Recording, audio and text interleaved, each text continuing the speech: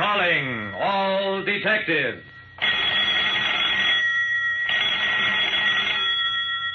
When too many Santa Clauses came to a Christmas party, what happened was something new in the way of crime. That is the situation on this page from my casebook. The casebook of Jerry Browning, private detective.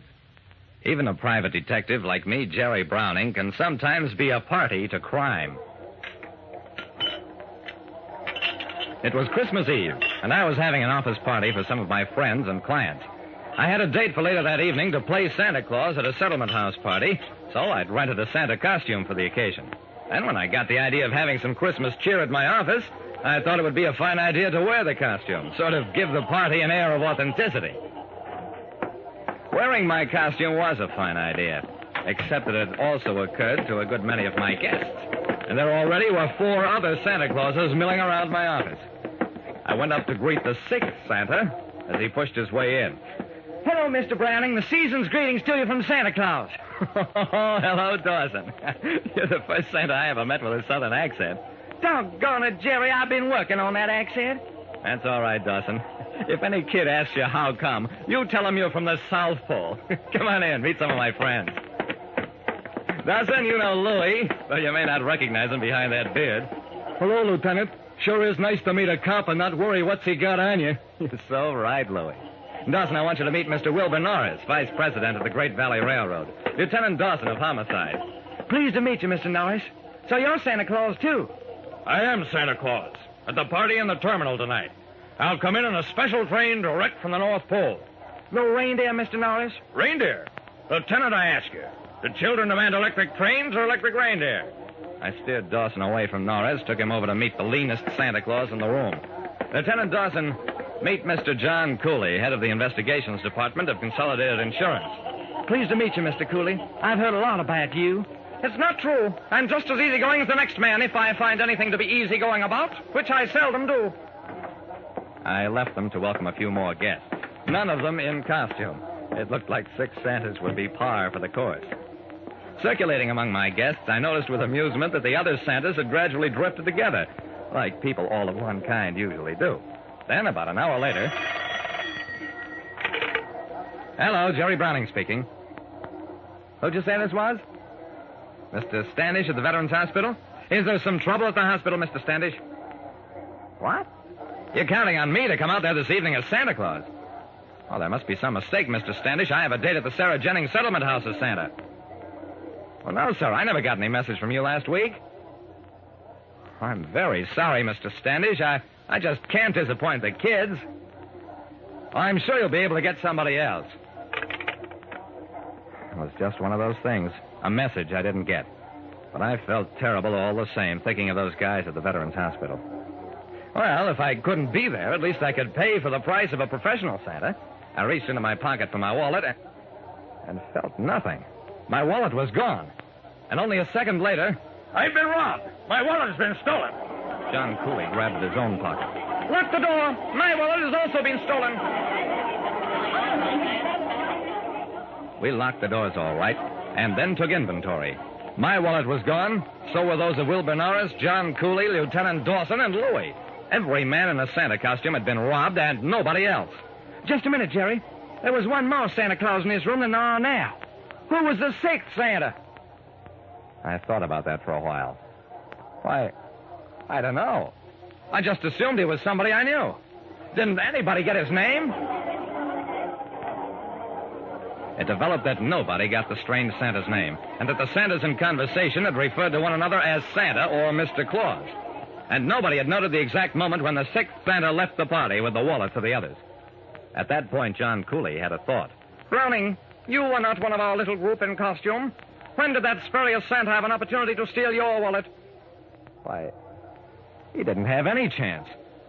I took my wallet out to pay the delivery boy just before I got that phone call, and there was nobody near me while I was talking on the phone.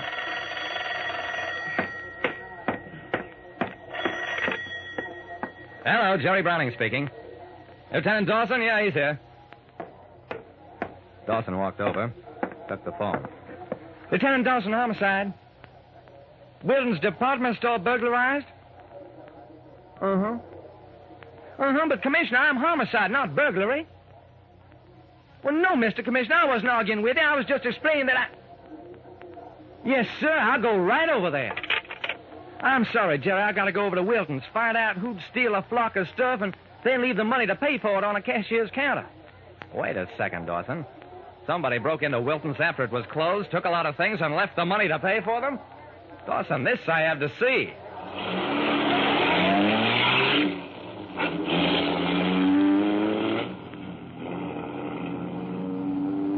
Norris, Cooley, and Louie insisted on coming along, too. On the way, we took inventory of our losses. They came to $900.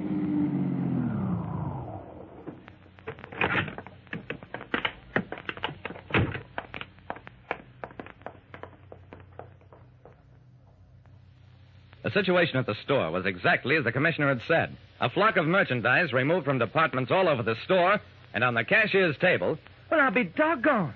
$900, Jerry. Something peculiar was going on. I stared at the money and had a creepy feeling. What kind of merchandise is missing? The store manager answered that one. We haven't fully accounted for everything, but it seems to be all things for men. Shirts, jackets, shaving sets, writing paper, fountain pens, pipes, tobacco. That's enough. I turned to Dawson. I've got a hunch, Dawson, and don't ask me how I got it, but I think we'd better go out to the Veterans Hospital.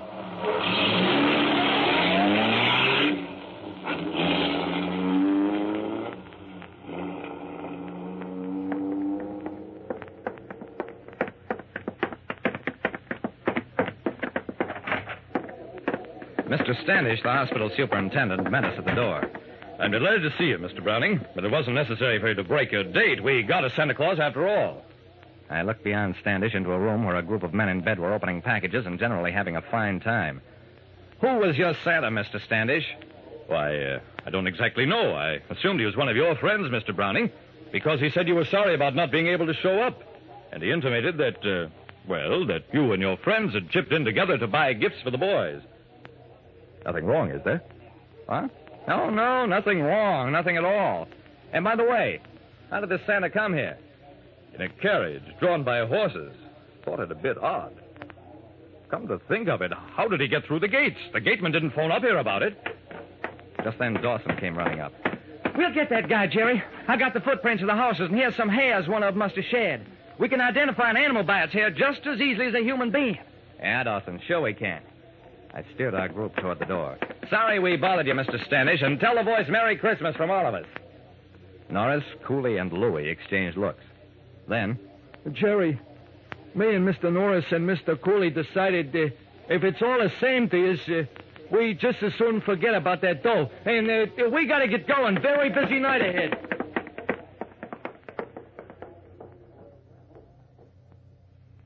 Well, that was just about all.